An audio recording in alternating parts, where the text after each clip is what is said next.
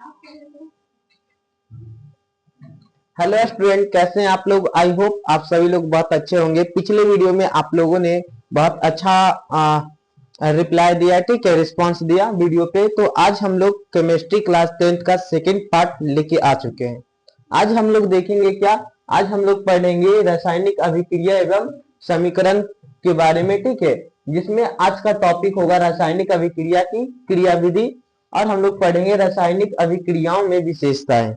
ठीक है, तो दो टॉपिक आज हम लोग क्लियर करेंगे, लेकिन उससे पहले कल हम बताए थे क्या, अभिकारक और प्रतिफल। ठीक है, तो एक एग्जांपल हम शुरू में दे दिए, यहाँ पे क्या है, CaCO3। ठीक है, अगर CaCO3 को क्या बोलते हैं हम लोग, कैल्शियम कार्बोनेट। अगर इसको गर्म किया जाए तो किस में बदल जाता है, CaO में और CO2 में। हम लोगों को पता है CO2 किसको कहते हैं, कार्बन डाइऑक्साइड को, और CaO किसको कहते हैं, कैल्शियम ऑक्साइड को। ठीक है, यानी CaCO3 को अगर गर्म किया जाए तो ये दो पार्टिकल में बढ़ जाता है, एक क्या बन जाता है, CaO और एक CO2। ठीक है, अब यहाँ पे देखिए क्या है टॉपिक, रासायनिक अभिक्रियाओं की क्रियाविधि, यानी रासायनिक अभिक्रिया में होता क्या है इसको समझते हैं। तो यहाँ पे देखिए, किसी भी रासायनिक अभिक्रिया में अभिकारकों के अणु पहले टूटकर परमाणुओं में परिवर्तित होते हैं, फिर ये परमाणु ही आपस में पुनर्गठित होकर प्रतिफल के अणु बनाते हैं। कहने का मतलब क्या है कि सबसे पहले क्या होता है, पार्टिकल जो होता है, अणु जो होता है, टूटकर क्या बनता है, परमाणु में बनता है, और फिर सारा परमाणु जुड़कर क्या बनता है, अणु बनता है। ठीक है, इसको ऐसे समझिए, जैसे एक पार्टिकल है, ठीक है, एक पार्टिकल और ये पार्टिकल, दो पार्टिकल, ये सब टूट जाएगा, छोटा छोटा परमाणु बन जाएगा। ठीक है, छोटा छोटा परमाणु बन गया है, इसके बाद दोनों परमाणु मिलकर एक नया अणु का निर्माण करेगा।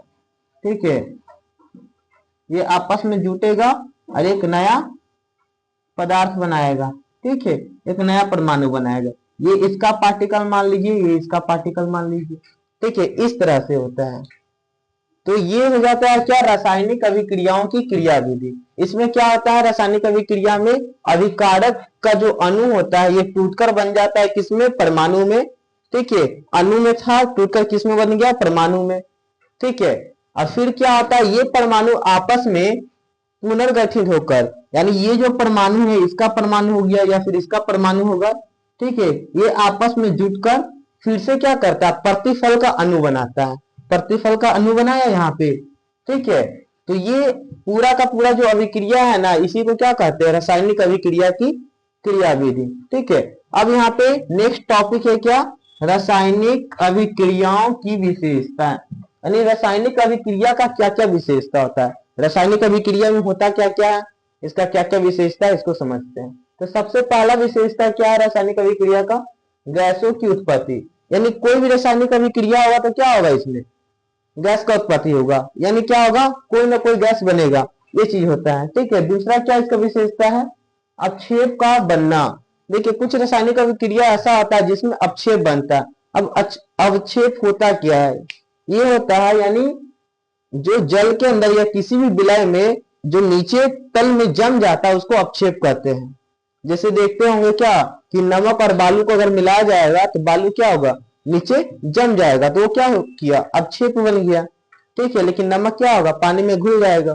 तो रासायनिक अभिक्रिया में क्या होता है, अवक्षेप भी बनता है। रासायनिक अभिक्रिया में क्या होता है, गैसों का उत्पत्ति भी होता है। ठीक है, जैसे यहाँ पे देखिए कार्बन डाइऑक्साइड, ये गैस का उत्पत्ति हुआ कि नहीं हुआ। ठीक है, इसके बाद तीसरा क्या है, रंग परिवर्तन। कई बार रासायनिक अभिक्रिया में क्या होता है, रंग का भी परिवर्तन होता है, रंग भी चेंज हो जाता है, कलर भी चेंज हो जाता है। ठीक है, जैसे देखिएगा लोहा में जब जंग लगता है तो क्या होता है, पहले ग्रे कलर का होगा, फिर ब्राउन कलर का हो जाता है, वहां पे ये रंग का परिवर्तन हुआ कि नहीं। ठीक है, तो रासायनिक अभिक्रिया में क्या होता है, रंग का भी परिवर्तन होता है। इसके बाद क्या है, ताप में परिवर्तन। बहुत सारा रासायनिक अभिक्रिया ऐसा होता है जिसका टेम्परेचर में भी परिवर्तन आ जाता है। कभी क्या होता है कि कम टेम्परेचर का होता है तो ज्यादा टेम्परेचर का बन जाता है। जैसे चूना पत्थर को देखिएगा, पानी में डालिएगा तो क्या होता है, गर्म हो जाता है। ठीक है, तो वो खुद ही हो जाता है। यहाँ पे देखिएगा 5 नंबर क्या है, रंग में परिवर्तन, कभी कभी रासायनिक अभिक्रिया में क्या आता है, रंग में परिवर्तन आता है। ठीक है, ये 2 बार हम लिख दिए, रंग में परिवर्तन, और यहाँ पे भी रंग में परिवर्तन लिख दिए। ठीक है, यहाँ पे रंग में परिवर्तन 2 बार लिख दिए। ठीक, तो यहाँ पे देखिए ताप में परिवर्तन होता है, रंग में परिवर्तन होता है, अवक्षेप का जमना होता है, गैसों की उत्पत्ति होती है। ठीक है, तो ये कुछ परिवर्तन है जो रासायनिक अभिक्रिया में होता ही है। तो उम्मीद करते हैं कि जितना भी आज की क्लास में बताए होंगे सभी चीज समझ में आया होगा, किसी तरह का कोई डाउट नहीं हुआ होगा। ठीक है, और सबसे ज्यादा जरूरी क्या है, जो बच्चे ऑनलाइन देख रहे हैं उनके लिए भी, कि आप जितना भी क्लास में कर रहे हैं इसको नोट डाउन करेंगे, अपने कॉपी में लिखेंगे। ठीक है, और खुद से पढ़ने का कोशिश करेंगे, क्योंकि जब तक आप घर पे नहीं पढ़िएगा तो कोई फायदा नहीं पढ़ने का। ठीक है, क्लास में कितना भी पढ़ लीजिए, सबसे ज्यादा इंपॉर्टेंट क्या है, घर पे पढ़ना, तो घर पे पढ़ेंगे। ठीक है, थैंक यू फॉर वॉचिंग, जय हिंद।